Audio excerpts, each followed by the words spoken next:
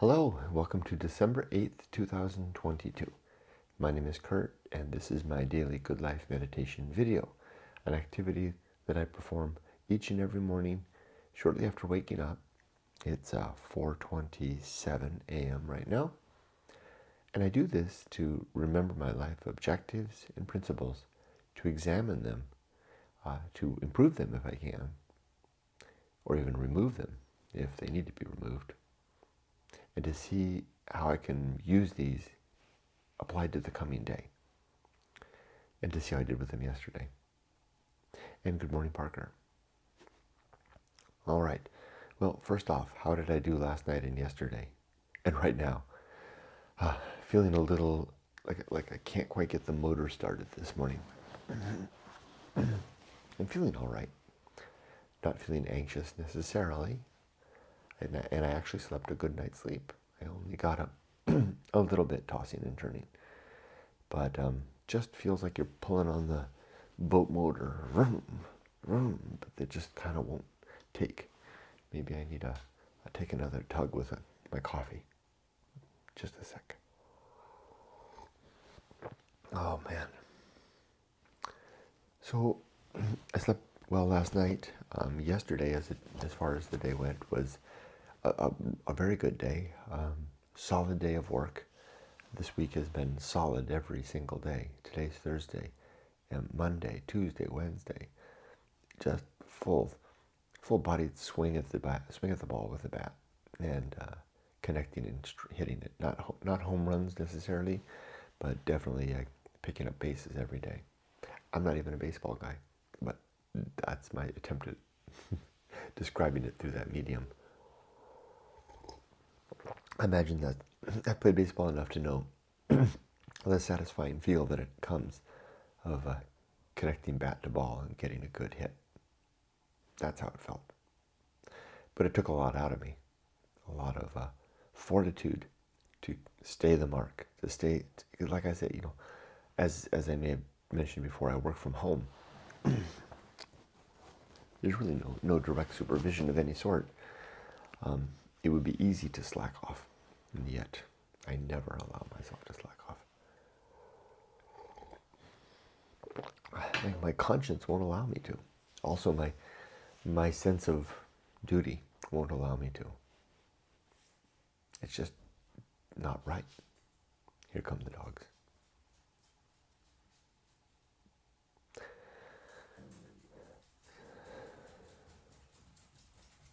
Hi, Ollie. Hi, Rudy. Let me see how they settle in. Good boys. All right, let's talk about the 7 objectives first. Number 1 is to be always ready to die, to have my life in a state of readiness to be no more. My business and my personal affairs and paperwork are all in order. My relationships are as good and sound and solid as I can make them. And my life's work is backed and ready for my departure, like a message in a bottle ready to drop over the side into the sea. And it is. Oh, they are. All 3 of those objectives, my primary objectives, are ready to go. Particularly after this video, I would like to stay another 25 minutes, however long it takes to finish this video, to upload this video, and then that would be a good end of my life. As I like to say, my life is done when I upload this video. I'll still have a good day, and I still want to be around, but it's in a settled state. Number 2 is to make good and effective use of my time, to not let my days be wasted, not even in a little way, but to squeeze good utilization out of every day. Number 3 is to develop and maintain good and sound life principles. That's precisely these 7 objectives and 32 principles. I should call that develop and maintain good and sound life objectives and principles. That would be a more accurate title, but it sure is long. What a mouthful. I do that by this activity, and I also do it throughout each day when I have a chance to apply a principle or an objective to a circumstance, to an opportunity or challenge, and then refine it. And that's how these whole 732 came about, just by practical day-to-day living of life and thinking about how I was dealing with what was hard and what was important. And then beginning to create a catalog and organizing and arranging them. That's how the good life came into existence. And I do this, I fulfill this particular objective every day in this hour of recording the good life meditation. Next is to cultivate good emotional reactions, to become someone who reacts well to the challenges of life.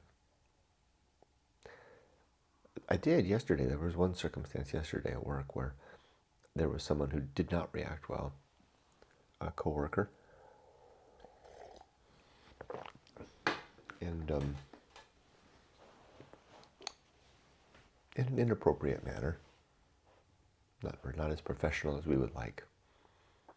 And I found myself being like an observer in a tennis court, empathetic to a degree. I've done such things as myself, even in a professional setting, but not for a long time. Empathetic to a degree, but more like a spectator watching it. And I was surprised at how I was able to carry on being a professional myself in spite of that.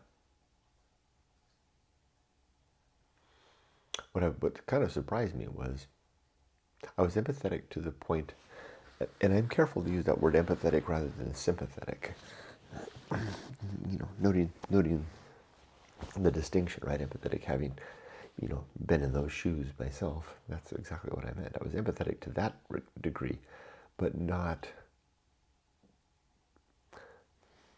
disengaged, because there's a principle that I'll get to in just a little bit called the Feast of Offal, where we're spreading our upset into the world, letting everybody know. And that's what it was. That's what happened yesterday with this incident. That was someone's Feast of Offal. And I dealt with it the way that I've trained myself to deal with it, which is to be aware of it, to acknowledge it, be helpful if I can. In this case, the person stormed out of the virtual room. But to be disconnected from it, apply apathy. And it doesn't mean that I don't care. It just means that it's like a soldiers in war, right? If one drops in the battle, we do need to attend to that person. I've never been trained in war, but we do need to attend to that person and help them as we can. But we still have to engage in the battle that's before us, right? And that's what I did. I engaged in the battle before me, which was continuing the meeting that I was running. And then afterwards, did what I could to help. So anyway, good emotional reactions is the objective, particularly in the face of the Feast of Offal, which is that, unguarded, unmonitored, unmanaged upset that we spew into the world when we've just had enough, and the consumption of said upset by others. It's a very worthwhile objective and a helpful principle to keep in mind. And I know that they both were there for me yesterday when I dealt with that difficult situation. And it turns out that this is a known quantity with this particular individual.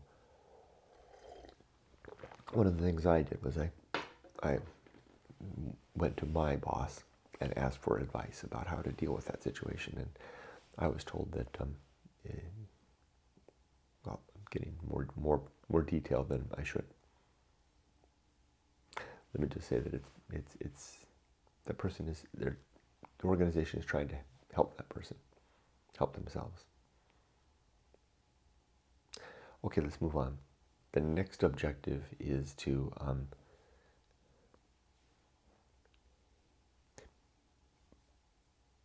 do good things throughout the day. And then after that is to recognize my true limits and my true opportunities, so that I'm applying myself to things that are a good use of my time not applying myself to things that are outside of my control, like that incident in a way. I'm not that person's supervisor, and it was my duty to keep the professional business meeting moving forward. So I disconnected myself from that incident, and then thought about it and did something about it afterwards in a helpful manner.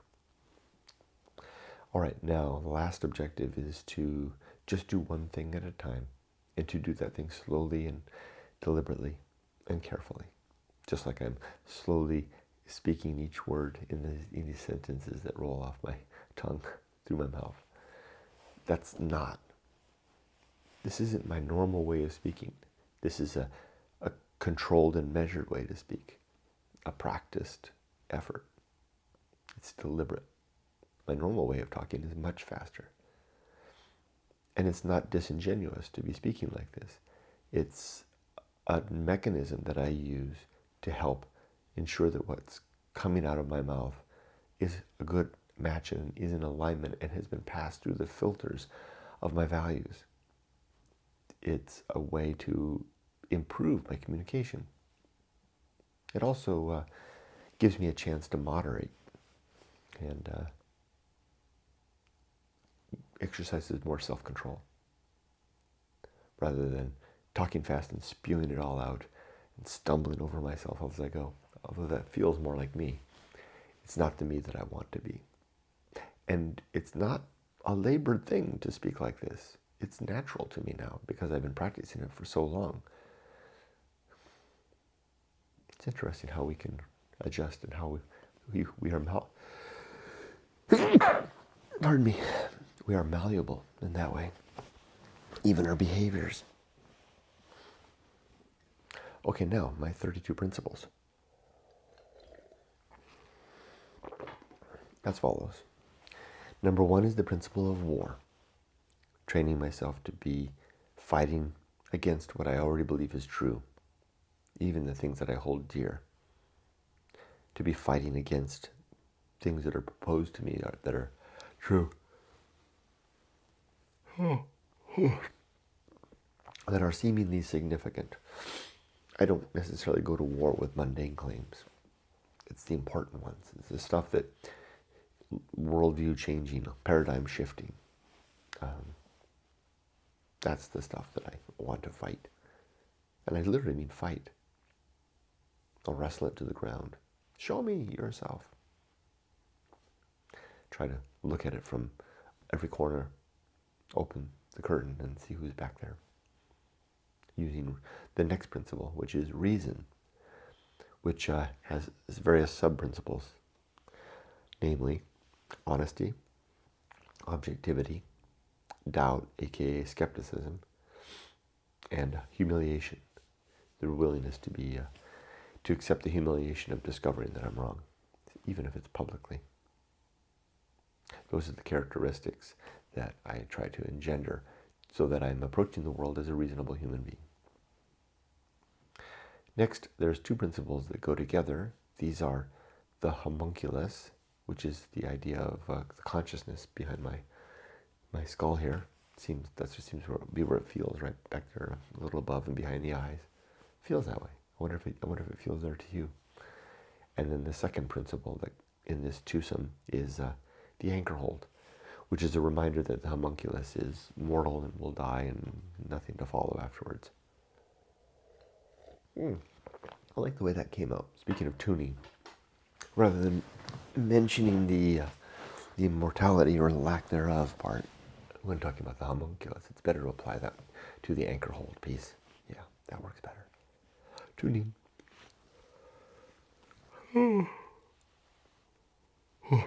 Next is the home of good and evil. The simple opinion that right and wrong are subjective opinions that we hold. They don't exist absolutely in the universe.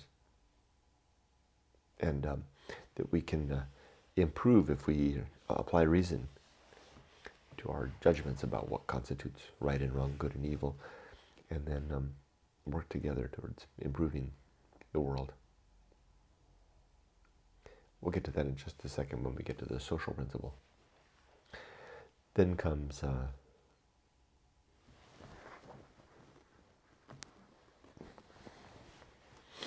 the principle of purpose. I've chosen for my life 3 purpose. The first is, I call it biology, which is fulfilling the seeming mandate to get married and start a family and raise children. There's something innate in us. I think it's a biological imperative to do that. And there's a lot of satisfaction in a sense of purpose met in delivering that end. The second purpose is one I choose for myself, which is virtue. Pursuing virtue, where virtue is defined as seeking after the improvement of the well-being of thinking creatures. Doing that fulfills a purpose for me, a deep and heavy and daily purpose. And the third purpose in my life is to fulfill whatever personal mission I'm on.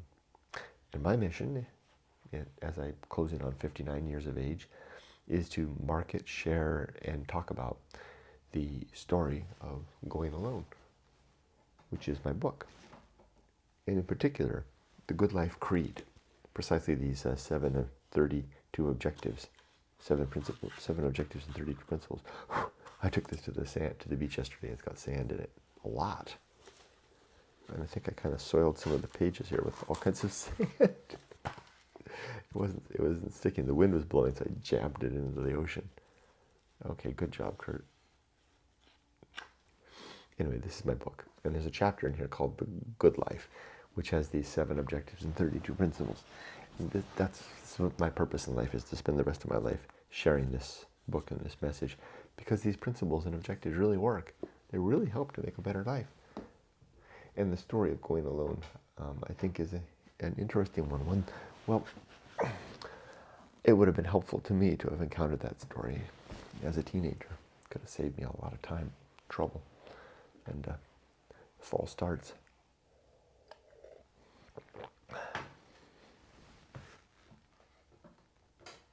There we go, better positioned. Oh, there we go, kind of shiny now.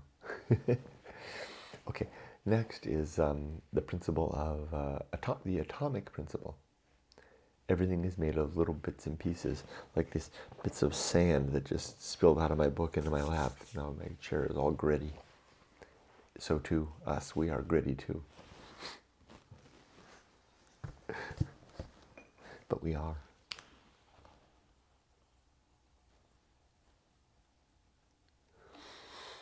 And it's good to remember that we're gritty, and that soon we'll die and fall away to nothing.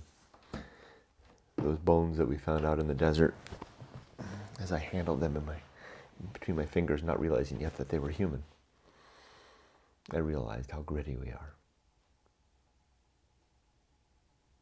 You know, the detective contacted me again yesterday and asked me if I took any of those bones home as souvenirs. I found it hard to answer that question without sounding guilty. No, of course not. We wouldn't do that. Oh, it never crossed our minds. No, we didn't.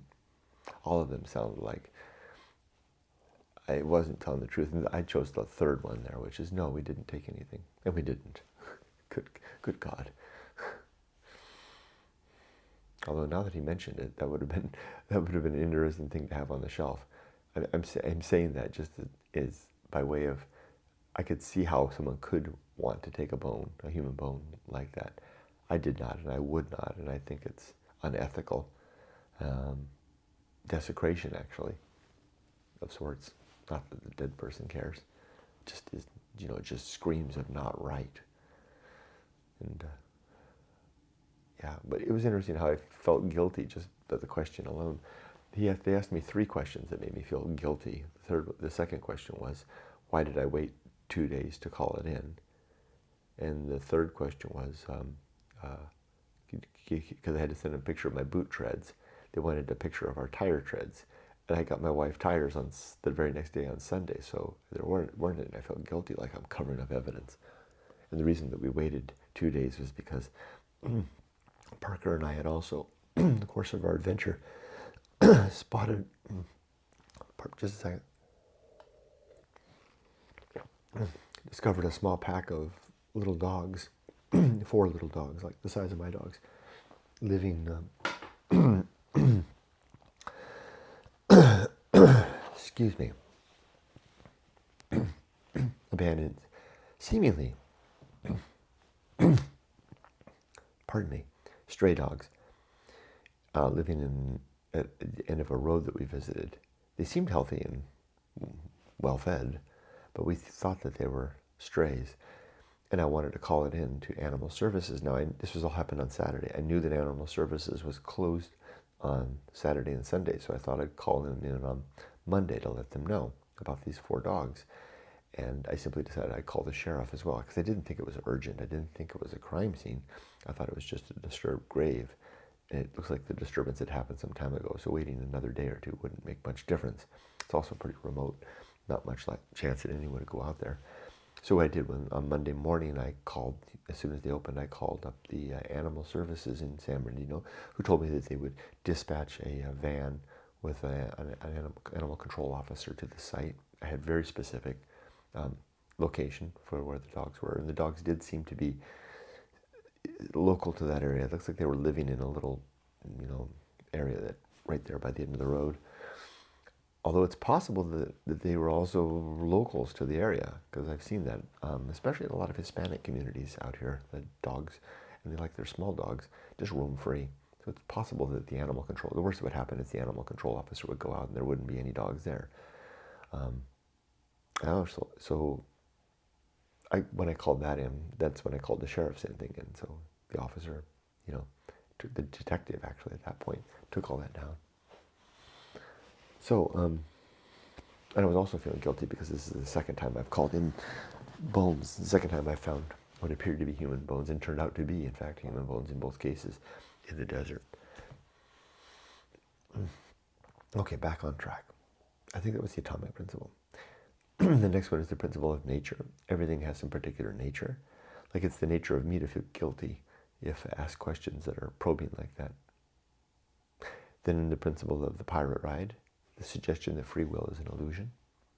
Then the principle of maturity and the sub-principles of wisdom, fortitude, and integrity. Maturity is that state that we arrive at when we have experience of failures and successes, and then we can use fortitude to tune ourselves to do better and to increase the successes and decrease the failures. And then also the integrity that results of that. Well, the integrity, actually, come to think of it, isn't from that, because I could successfully figure out how to scam people. Apply that wouldn't result in integrity unless scamming people was value for me. Maybe integrity belongs somewhere else. Purpose, virtue, maybe it belongs more closely aligned with it. So but I guess you could have integrity, because it's not a value judgment. It's not speaking to the values themselves, but it's saying that still it feels like integrity belongs somewhere else. I'm going to put a pin in it and think about it. This is how this happens. This is how the good life matures and develops over time. Exactly like that. Spot something that, just a piece of the puzzle. You know how you do those puzzles sometimes, and there's that one little thing that you could just almost fit, but not quite. And you need to, damn it, you need to look around and find somewhere else. That's how this piece feels. Integrity belongs, it's close. It's a close match, but belongs somewhere else. And the tricky part about, I guess, philosophy and ethics is that sometimes there isn't a ready-made spot for it. Sometimes you have to manufacture the holding spot for it too at the same time. Like maybe integrity belongs as its own principle all of its own. That's happened to me before. Several of these principles came about as sub-principles that then became principles of their own, and several of the sub-principles started out as principles that then became sub-principles. That happens too. Okay, I'll think about that. The next is the social principle. We're social creatures, we human beings, we need each other, and our best ends are social ends. It's good for us to exercise diplomacy, the first sub-principle of the social principle. Diplomacy being the ability to work with others to align or adjust what we're going to pursue in accordance with our values. Justice is the end that we're seeking. That's the second sub-principle. Building the better city. And then conspiracy, when we link arms with others to pursue the agreed social ends that we're after, the efforts that we're making to build the just city again. Next is the principle of public speaking, which has several sub-principles, including best words, trying to use the best words possible to convey our meaning, not the fanciest words or the showiest words or the most sophisticated words, but the best words. We need a good, deep, and rich vocabulary to do that. Eloquence is what we seek through practice and also through watching and listening to others who can speak well, do their thing. Prudence. Prudence is the filter that we apply our words through, both spoken and written, to ensure that they are in alignment with our values. It's a tricky thing to do, especially on the fly, especially when moving fast. But when our values are well defined and practiced and at the surface of our mind, it's pretty hard for ideas to escape without being colored or washed of impurities. Impurities doesn't sound right. Rinsed in our values. That sounds strange too, but I think the idea is coming across. With practice, eloquence, prudence, and a good vocabulary, it's easier to convey our meaning in a way that develop and hold a meaning and a message that is in alignment with our values and the decided ends that we seek to build the aforementioned twice already better city. It's a lot to ask for. It's a lot to do. It's hard work. All right, next is, there's two negatives for public speaking. These are gossip and rumor. I don't want to do those things, so I avoid that.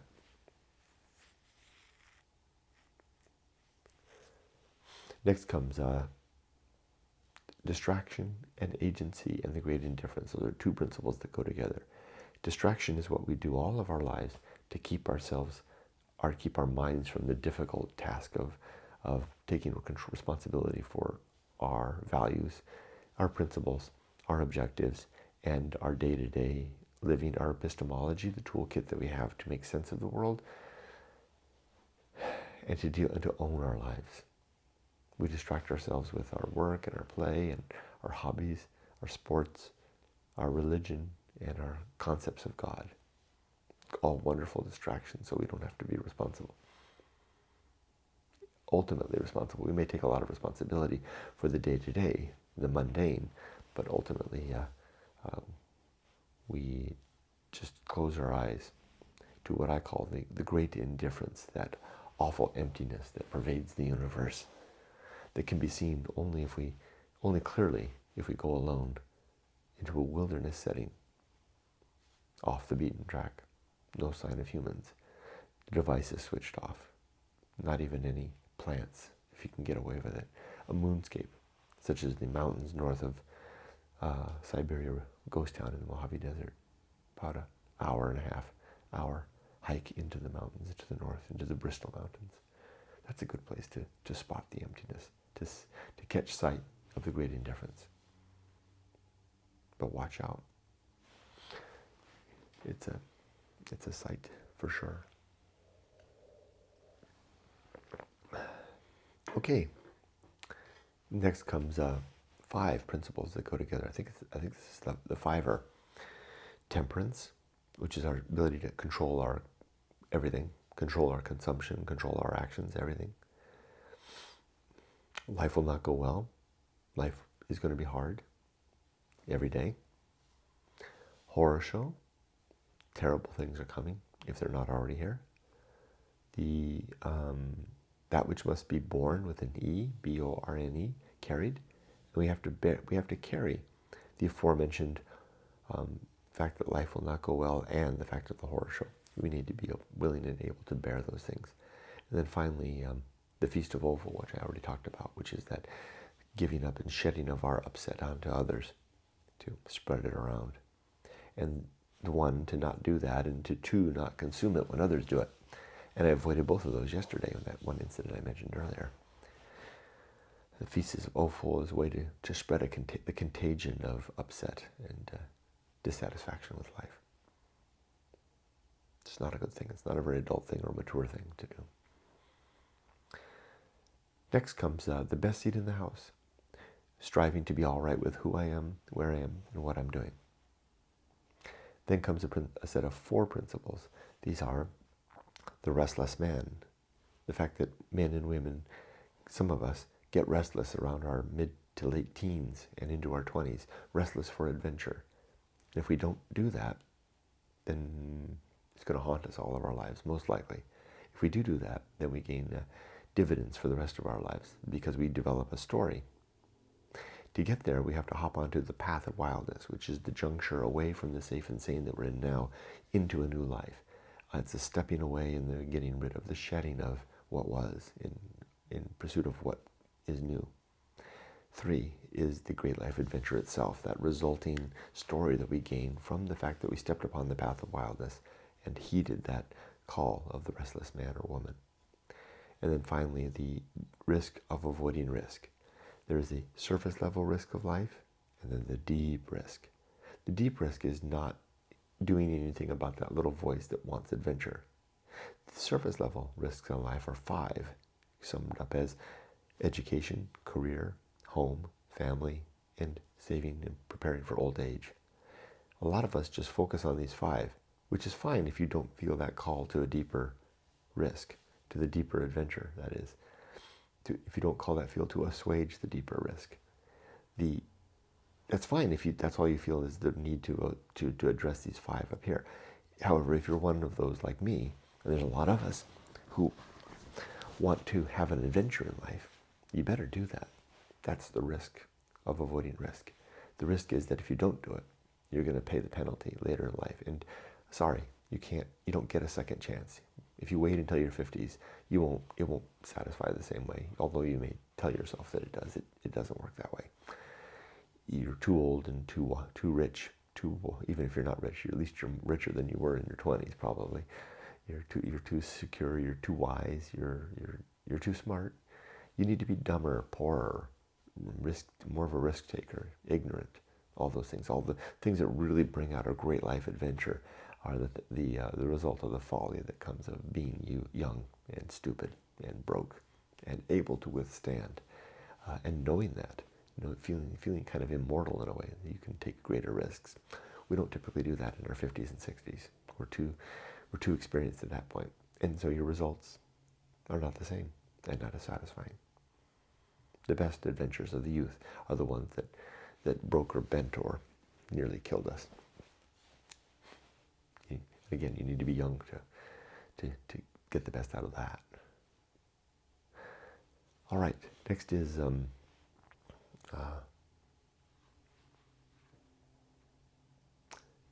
sin and damnation. There are 8 sins in my worldview. These are falsity, being untrue; credulity, believing things too easily; faith, belief where the foundation of the belief is the belief itself; dogma, superstition, categorically nonsense sets of belief that are almost identified culturally as being silly. It doesn't mean you shouldn't explore them, but there's a reason that they're lumped in as superstition. Dogma, belief founded upon a kind of a body of canonical writing or sayings or a long history. These are not good enough reasons to believe just because something is established or tradition or held by a lot of people. I should include popularity in here, although that's I think that's a part of dogma. Then authority is the next one. Belief based on the charisma, the charm, the appearance even of someone in authority. That's why priests often wear the gowns and the hats, right? And have the churchy environment. It kind of lends weight and credence to what they're saying. It's not good reason to believe. Belief should stand on its own merits, of the thing of which is proposed to be believed. And then the last two are negatives of rumor and gossip, which I mentioned before, not engaging in those. Doing any of these 8 results in a damnation of sort in the here and now, as we are become liars, fools, or rumor-mongering gossips. Damned we are, and deservedly so. Next is the principle called complete oblivion. After death, if we have no soul, there is no God, no heaven or hell, no afterlife, then we won't have a chance to have a happy reunion, or even an unhappy reunion, with those that we left because of death. No reuniting after death. No reconciliation of differences after death. No justice applied or achieved after death, because there is nothing after death. So apparently it seems to be the case. I can't prove that, but I operate in that as an operational assumption based on the lifetime of lack of any reason to think otherwise, other than faith, dogma, authority, etc., which are bad reasons to believe. Next comes the bullseye aim. Usually striving to achieve a particular goal and recognizing that we usually miss the mark by at least a little bit. It's rare to get it spot on. And just to keep that in mind so I don't hold myself to an unrealistic standard in everything that I endeavor towards. Next comes the uphill climb. Life is an uphill climb, a difficult one. I hope to finish today higher up the mountain than yesterday. Arena and utility is next. Life is an arena, like a gladiator's arena, where we get to duke it out with the challenges of life using our objectives and principles like weapons and shields. Nothing is enough.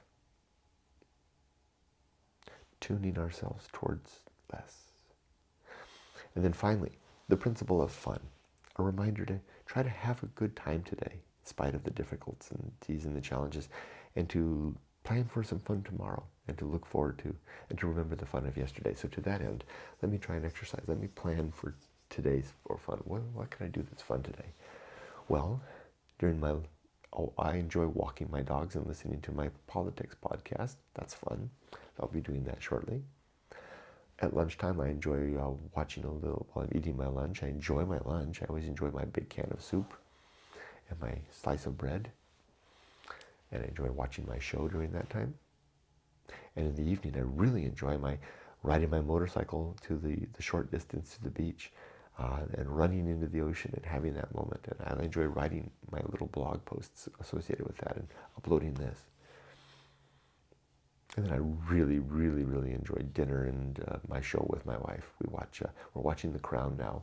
Yumiko makes dinner. We sit together, eat dinner, have some beer and some wine, watch The Crown, and then I go to bed shortly after that. And I love climbing into bed. I love all that stuff. So yeah, I'll enjoy all those things.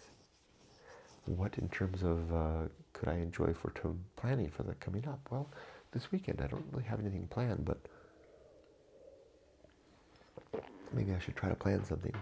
Like maybe Miko and I can go try a nice restaurant together this weekend. We'll do our chores on Saturday and go have try some interesting restaurant on Sunday. Yeah, I'll plan that. That's what we'll do. And as far as remembering the past, I sure did enjoy some of those hikes that I did. Especially I enjoyed this last weekend, my hike with Parker. And I'll send Parker another message. I talk to him pretty much every day, my nephew, in chat. And I'll remind him of some of the fun that we had, send him some photos. Cultivate that connection.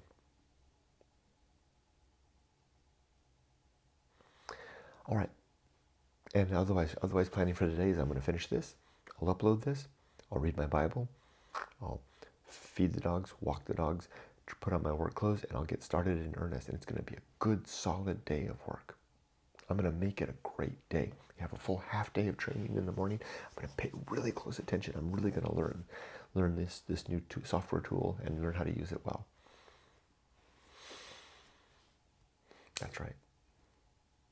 I'm going to make it a good day. I'm going to make a good use of time today. I'm not going to waste this day. And with that, my life is done. Be safe, but not too safe.